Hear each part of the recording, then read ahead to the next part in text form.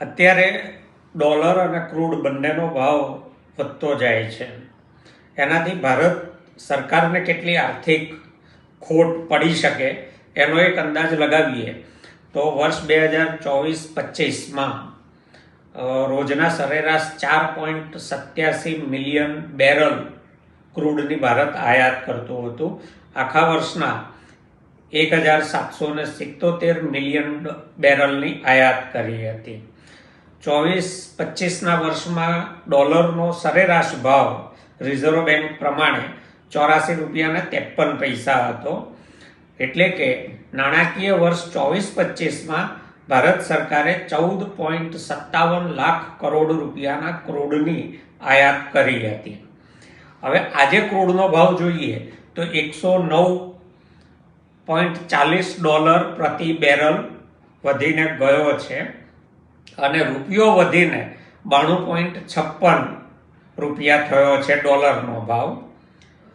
આ ભાવે જો આખો વર્ષ હવે રહે અને ભારત સરકારનું આયાત બિલ આ ભાવે ગણવામાં આવે તો 17,99,361 કરોડ રૂપિયાનું થશે.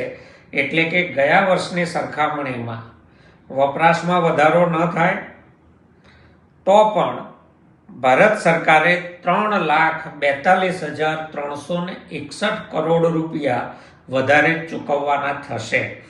જો આ વધારો ગ્રાહક ઉપર નાખવામાં આવશે તો તમારા અને મારા ખિસ્સા ઉપર આનો ભાર આવશે.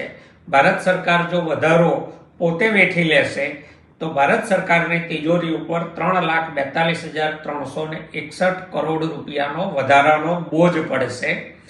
આ આજના ભાવ છે. યુદ્ધની પરિસ્થિતિ પ્રમાણે ભાવો વધી પણ શકે અને યુદ્ધ કદાચ વહેલું સમાપ્ત થઈ જાય તો ભાવો ઘટી પણ શકે.